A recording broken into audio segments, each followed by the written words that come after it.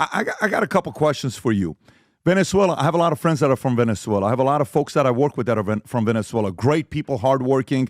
When I look at the data, I'll say this, and I'm just going to ask an open-ended question for you, and then I want to go into a bunch of different things that's going on with Venezuela today. So 18% of world oil reserves Venezuela has.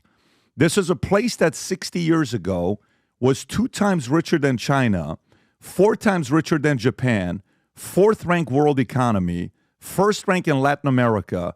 Currency was number 2 only to the U.S. dollar, one of the best health systems, amazing things that was going on in Venezuela, some of the happiest people around the world. And then all of a sudden today, in the last 10 years, 7.7 million Venezuelans have left their country. That's a quarter.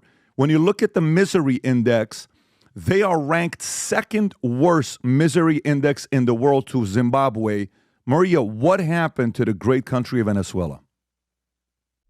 Well, 25 years of Chavista socialism. That's what happened. And they decided to take control of our country at any cost.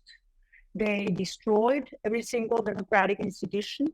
They went against private entrepreneurs.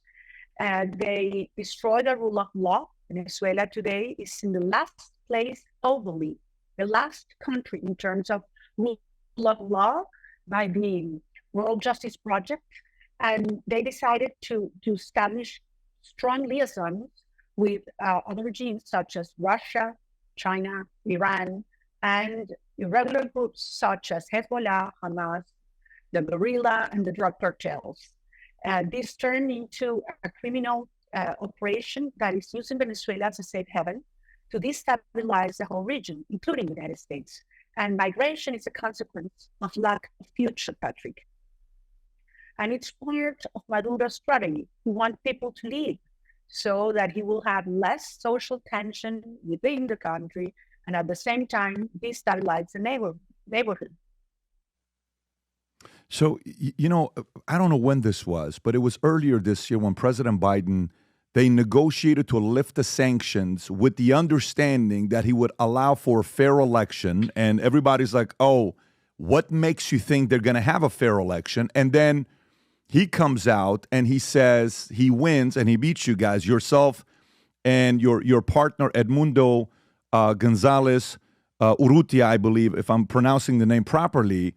And that has taken place. Did President Biden and Harris administration make a mistake thinking that, he's going to allow for a fair election to be taking place? Or did Maduro fool the U.S. president, the vice president? Well, let me give you a little context of what has happened in the last 2 years. Venezuela, at the beginning of 2023, looked deemed hopeless. A lot of people said, forget about 2024, the presidential election. Maduro is going to stay by the force. People are demoralized, delegitimized. And we decided to start tearing down the barrier Chavismo had put within us, dividing us between, black and white, rich and poor, old and young, those that are here, those who have left, and right and left. I mean, we decided to get a country back together around values, human dignity, justice, solidarity, private property, family. Everywhere I went, people would say, I want my kids back home. And this is a very strong and powerful feeling. And that's exactly what we did. We brought people back together and mobilized, and we decided to carry out a primary election. And this is very important because we had totally lost trust in vote, because it has been totally controlled by the Chavista regime and its electoral council, which is totally backed by them. So we carry out citizens' primaries in which they were organized by us, not letting the regime put their hands in. And everybody said there was going to be a disaster, that no one was going to go and vote, perhaps 100,000, 200,000 people. Patrick, the day came, and over 3 million Venezuelans went out and vote. It happened just a couple of days ago, 1 year ago. So this showed us the degree of our strength. This brought trust among each other. I was elected as a presidential candidate. But the regime, of course, Maduro, was very scared to run against me. So they decided to put me aside illegally. And what we found, Edmundo Gonzalez, as we said, as an alternate candidate, we were able to register him because they thought he was not going to win. The regime never thought people would vote for him when they wanted to give me their support. We rallied around the country together without media, without money. Patrick, every hotel where we stayed, they would come afterwards and close it. They would close the gas stations along the routes and the roads so that I could not reach the places I was going. I'm not allowed to take a plane for over 10 years.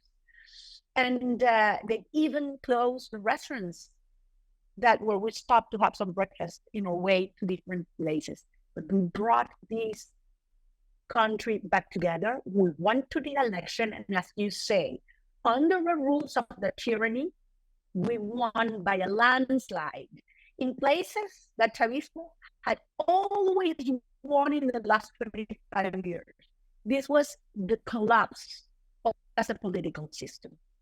And they decided to unleash a violent campaign that has more than 2,000 people detained. All of us have to be in hiding because I've been accused of terrorism. Even children and women have been detained.